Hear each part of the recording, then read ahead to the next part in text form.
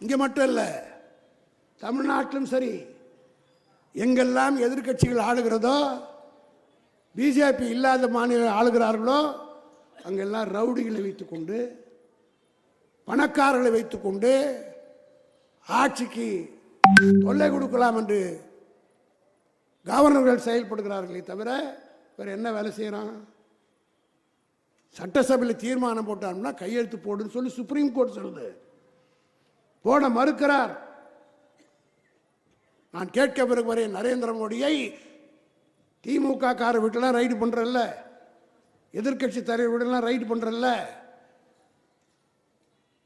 2016ஆம் ஆண்டு தேர்தலில் உங்களுக்கெல்லாம் நினைவு இருக்கும் என்று கருதுகிறேன்.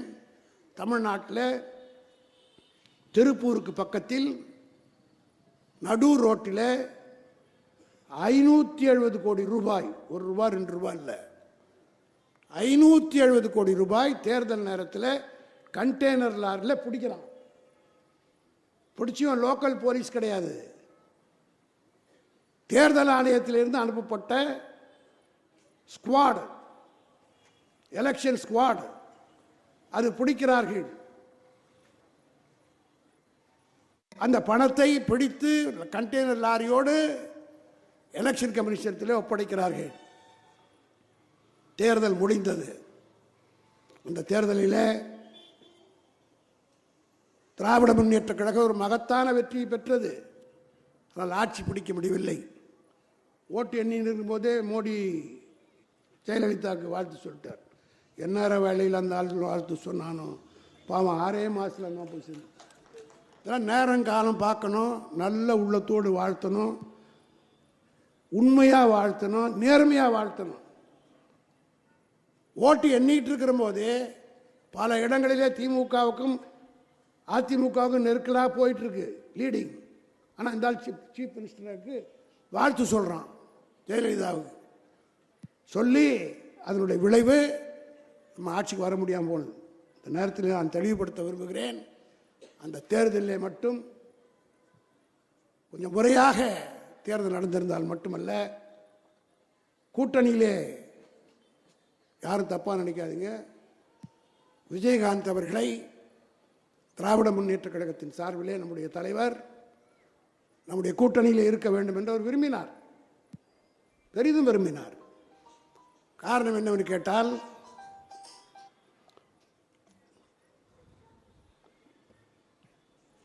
கலைஞரால் வளர்க்கப்பட்டவர்.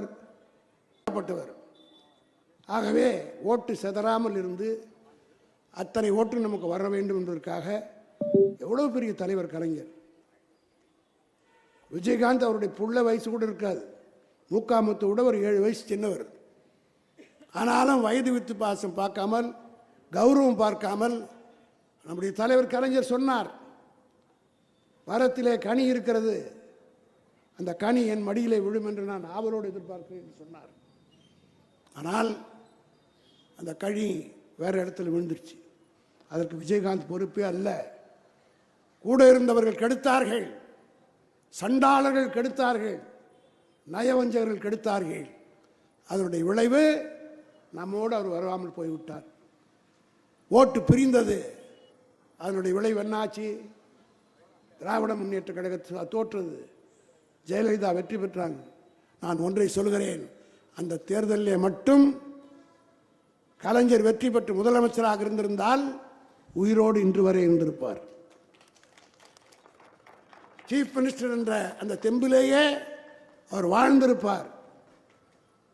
இன்னும் ஒருபடி மேலே சென்று செல்கிறேன், கலைஞர் மட்டும் உயிரோடு இருந்திருக்க மாட்டார், ஜெயலலிதாவும் உயிரோடு இருந்திருக்கும்.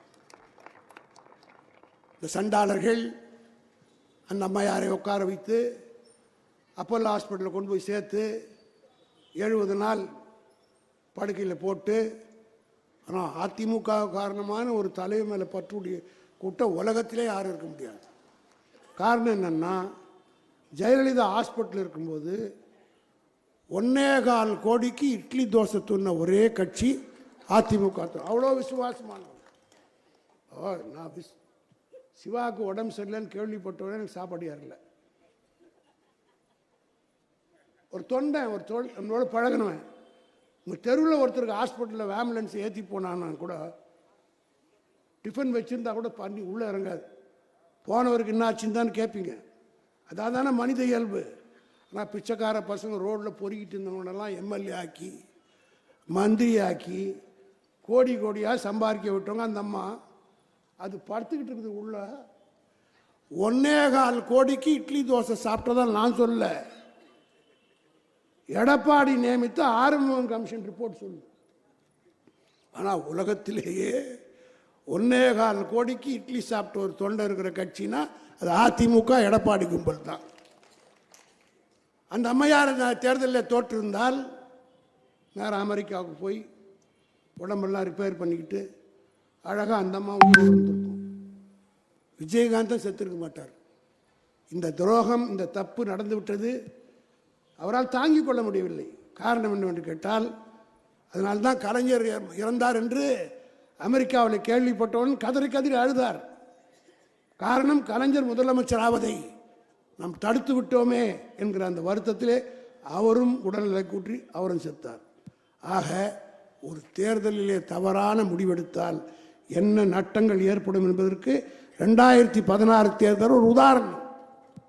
அந்த தேர்தலிலே 570 கோடி ரூபாய் பிடித்தார்கள். நான் தான் தேர்தல் கமிஷனருக்கு போய் புகார் கொடுத்தேன். தேர்தல் முடிந்து விட்டது, யாருடைய பணம் என்று கண்டுபிடிக்க தமிழக அரசு தயாராக இல்லை. கலைஞர் அவர்கள் அப்பொழுது உயிரோடு இருந்தார். என்னை அழைத்து சொன்னார், இது தொடர்பாக ஒரு வழக்கை போட வேண்டும், நீ போடியான்னார். உடனே எந்த வழக்காக இருந்தாலும் உங்களுக்கெல்லாம் தெரியும், அது ஜெயலலிதா இருந்தாலும் சரி, எந்த வழக்காக இருந்தாலும் என்னைத்தான் கலைஞர் போட சொல்வார். அந்த எல்லா வழக்கிலும் ஓரளவுக்கு வெற்றி பெற்ற கட்சி திராவிட முன்னேற்ற கழகம் என்பது உங்களுக்கு தெரியும். அப்பொழுது அந்த 570 கோடி ரூபாய் பிடிப்பட்டதை நடவடிக்கை எடுக்கவில்லைன்னா ஒரு ரிட் பெட்டிஷன் தாக்கல் செய்து நீதிமன்றத்தில் விசாரணைக்கு கேட்டோம். சிபிஐ விசாரிக்க வேண்டும் என்று. சென்னை உயர் நீதிமன்றமும் அந்த 570 கோடியை கண்டுபிடிப்பதற்கு சிபிஐ விசாரணை நடத்த வேண்டும் என்று உத்தரவு போட்டது. போட்டு 8 வருஷம் ஆகுது. நான் அதற்கு பிறகு பார்லிமெண்ட் மெம்பரான ராஜ்யசபாவுக்கு நானும் TKS இளங்கவனும் டைரக்டர் ஜெனரல் ஆஃப் சிபிஐ டெல்லியிலே போய் சந்தித்து கேட்டோம். சென்னை ஹைகோர்ட், தமிழ்நாட்டில் இருக்கிற ஹைகோர்ட் சிபிஐக்கு உத்தரவிட்டு இருக்கிறது, சிபிஐ இன்னும் விசாரணை தொடங்கவில்லை என்ற உடனே அந்த டிஜிபி சொன்னார், we will start the investigation as early as possible என்று சொல்லி என்னிடத்தில் உத்தரவு கொடுத்தார், உறுதிமொழி கொடுத்தார். 8 வருஷம் ஆகுது. அந்த 570 கோடி ரூபாய் யாருடைய பணம் என்று இதுவரையிலே சிபிஐ ஒரு நடவடிக்கையும் எடுக்கவில்லை. நானா 1.5 லட்சம் ரூபாய் வச்சிருக்கிறவன், 2.5 லட்சம் ரூபாய் வச்சிருக்கிறவன், 1.25 கோடி வச்சிருக்கிற வீட்டிலெல்லாம் இடி ரைடு போடுகிறது என்று சொன்னால், நரேந்திர மோடி அவர்களே நான் கேட்கிறேன், இந்த புதுவையில் என்று அந்த 570 கோடி உன் பணமா? உன் பணம் இல்லை என்றால், உன் கட்சிக்கு சொந்தம் இல்லை என்றால், உன்னை சார்ந்த கட்சிக்கு சொந்தம் இல்லை என்றால், நீ ஆதரித்த கட்சிக்கு சொந்தம் இல்லை என்றால் ஏன் இன்னும் விசாரணை வைக்கவில்லை? அதே போல மகா ஊழலை செய்திருக்கக்கூடிய ஒரு ஆட்சி எது என்று கேட்டால் நரேந்திர மோடியினுடைய ஆட்சி தான். நேரம் அதிகம் இல்லை, ஆகவே சுருக்கமாக சொல்கிறேன்.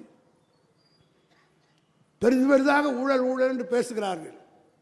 எல்லா ஆட்சி மேல சொன்னாங்க. உங்களுக்கெல்லாம் நினைவு இருக்கும் என்று கருதுகிறேன். 2014 தேர்தலில் நம்ம தோத்ததுக்கு என்ன காரணம்? 2G சொன்னானு. அந்த 2G என்ன? 1,00,000 எத்தனையோ 1000 கோடின்னு போட்டு எத்தனையோ சைபர் போட்டு வால் போஸ்டர் ஓட்டினானு.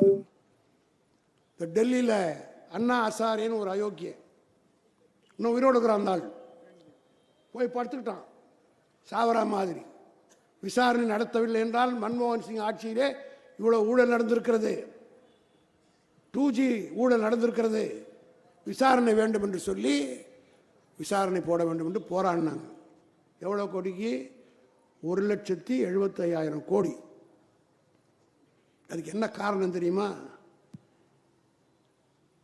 அந்த இலாக்காவினுடைய அமைச்சராக இருந்தவர் ராஜா. இலாக்காவுக்கு ராஜாவை அமைச்சராக போட்டார்.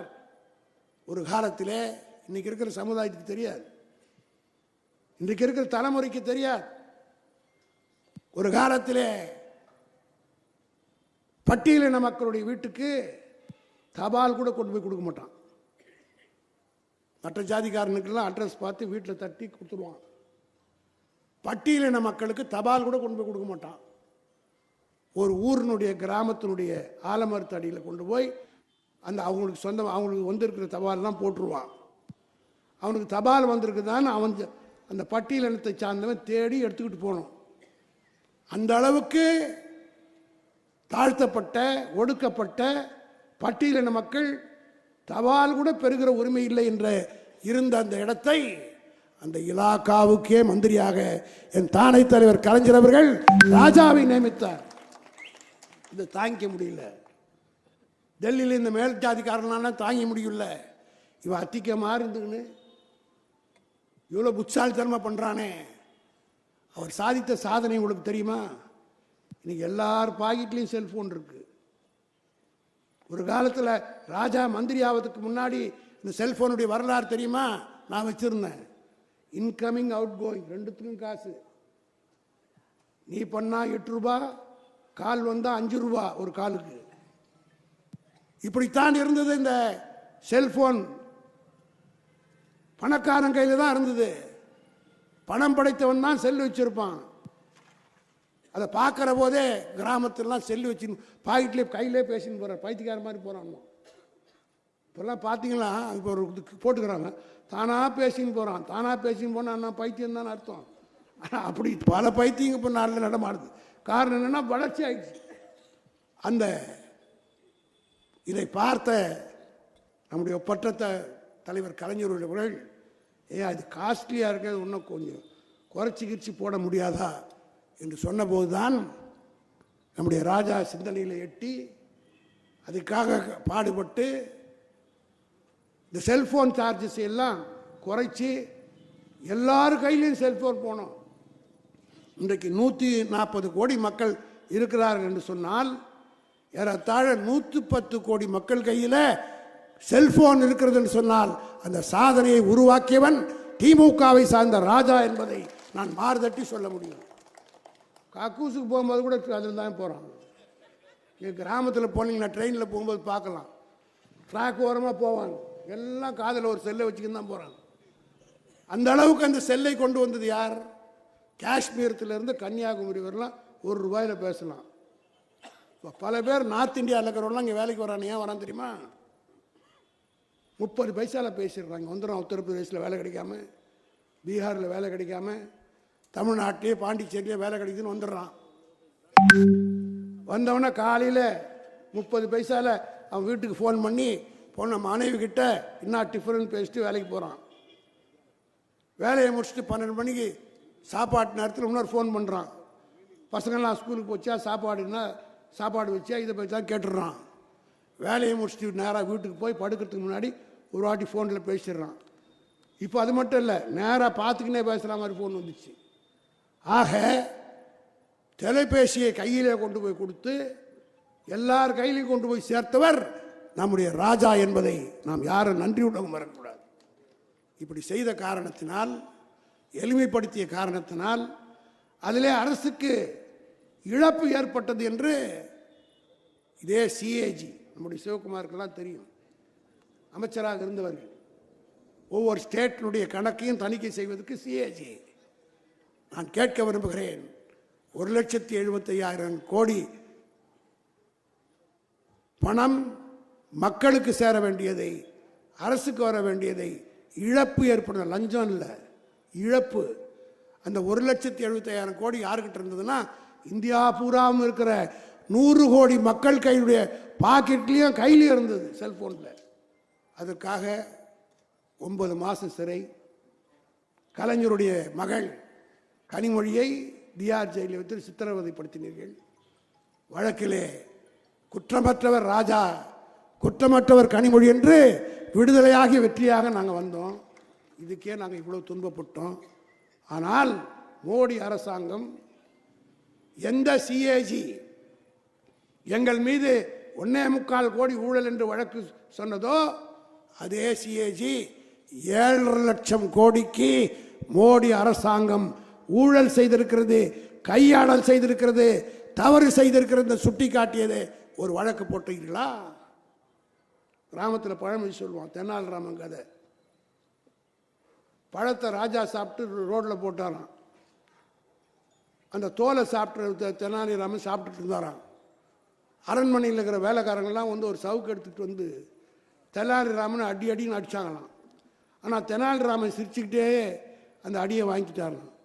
நான் அடிக்கிறேன், நீ என்னடா சிரிக்கிறேன்னா, இல்லை தோலை தின்னவனுக்கே இதுன்னா பழத்தை துணை ராஜாவுக்கு என்னான்னு கேட்டான். அதுபோல் நாங்கள் 1.25 லட்சம் கோடி செய்யாத ஊழலுக்கே 1.25 வருஷம் ஜெயிலில் இருந்தோம்னா பழத்தை முழுங்கிய மோடி அவர்களே 2024க்கு பிறகு ஆயுள் கைதியாகத்தான் நீ போக போகிறாய் என்பதை மட்டும் எடுத்து சொல்லி இந்த அளவோடு விடைபெறுகிறேன். நன்றி, வணக்கம்.